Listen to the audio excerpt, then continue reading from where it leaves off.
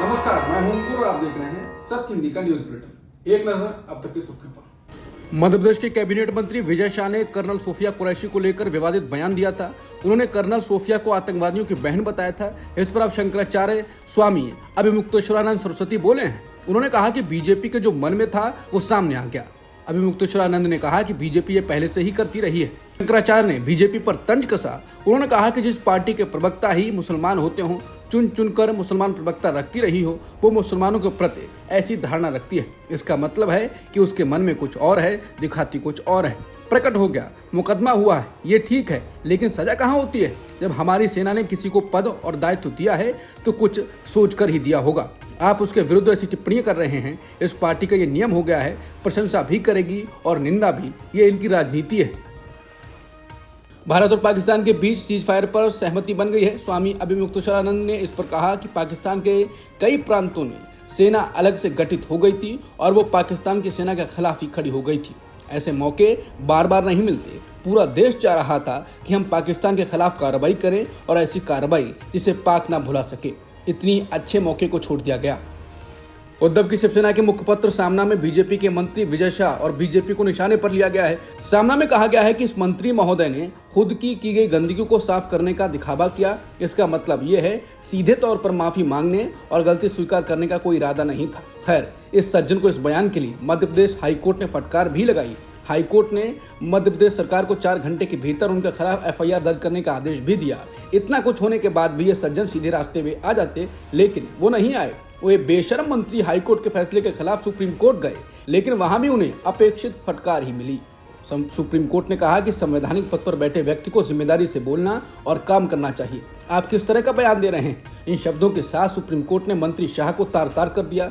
सर्वोच्च न्यायालय की ये खड़ी फटकार शाह और उनकी पार्टी की इज्जत का सरेआम जनाजा है। खैर, इतना सब होने के बावजूद ना तो खुद विजय शाह कुछ बोल रहे हैं, ना ही मध्य प्रदेश के मुख्यमंत्री और ना ही मोदी सरकार, जिसने कर्नल सोफिया कुरैशी को इतनी महत्वपूर्ण जिम्मेदारी सौंपी।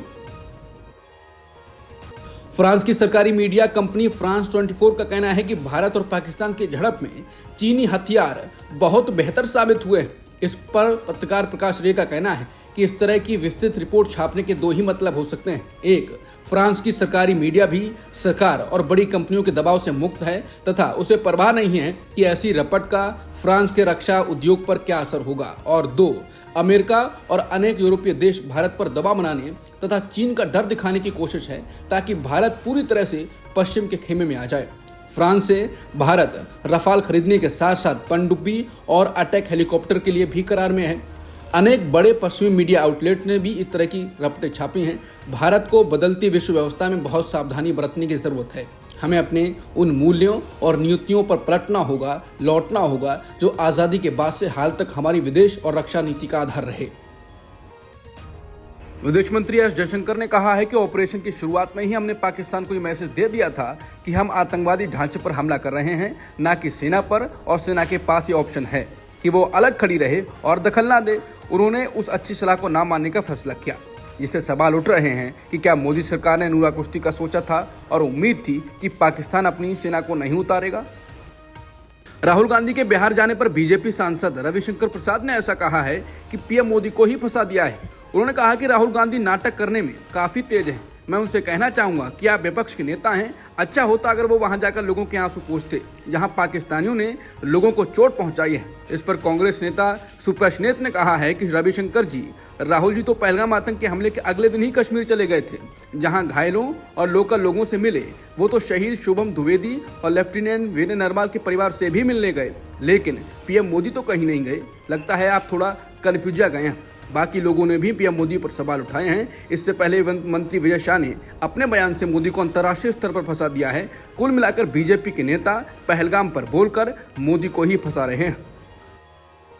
समाजवादी पार्टी के नेता रामगोपाल यादव ने गुरुवार को एक ऐसा बयान दिया जिसके बाद इसे लेकर विपक्षी पार्टियां आपत्ति जता रही हैं। रामगोपाल यादव ने एक सार्वजनिक कार्यक्रम के दौरान कहा कि सोफिया कुरैशी को बीजेपी के मंत्री इसलिए निशाना बना रहे हैं क्योंकि वो मुस्लिम थी, लेकिन विंग कमांडर व्योमिका सिंह अपनी जाति के कारण बच गईं।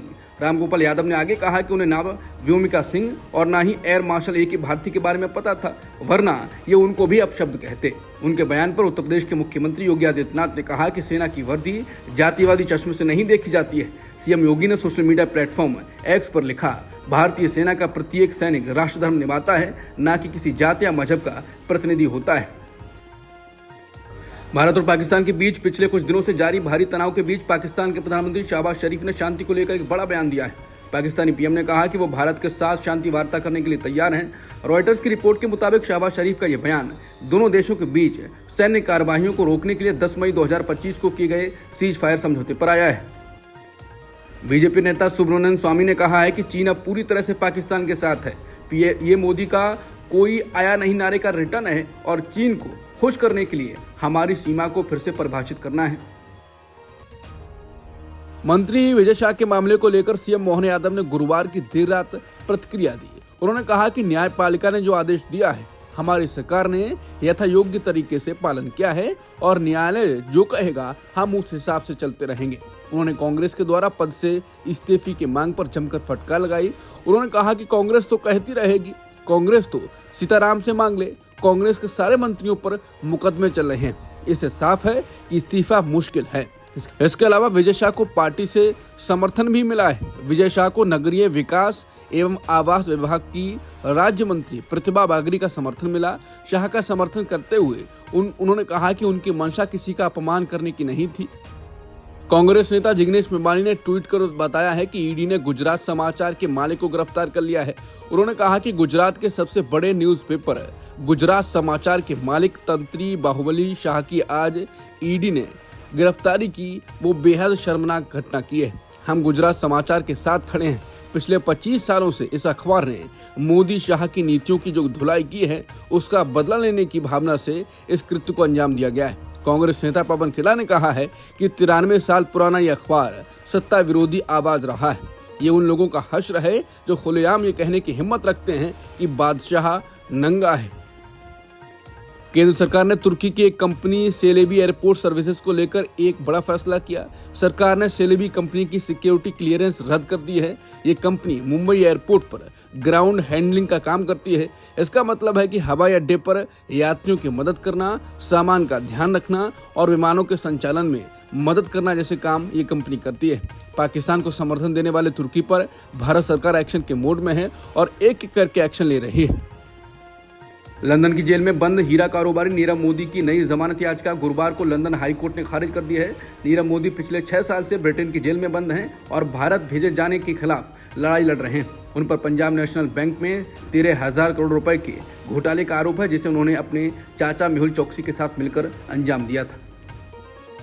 गजा में गुरुवार आधी रात से अब तक इजरायली हवाई हमलों में कम से कम 114 लोग मारे गए हैं। हमास संचालित सिविल डिफेंस एजेंसी और बचाव कर्मियों ने इसकी जानकारी दी है। इजरायल ने पिछले 2.5 महीने से गजा में राहत सामग्री के प्रवेश पर पाबंदी लगा रखी है। यहां तक कि इजरायल ने गजा में पत्रकारों की एंट्री पर भी रोक लगा रखी है। गजा की एक महिला ने बीबीसी को बताया कि बच्चे भूख से रोते हैं और उनकी मां इसलिए रोती हैं कि उनके पास उन्हें खिलाने के लिए कुछ भी नहीं है। अब तक की सुर्खियों में इतना ही। बाकी खबरों के लिए बने रहिए सत्यहिंदी.com के साथ। Copyright disclaimer under Section 107 of the Copyright Act 1976. Allowance is made for fair use for purposes such as criticism, comment, news reporting, scholarship, and research. Fair use is a use permitted by copyright statute that might otherwise be infringing.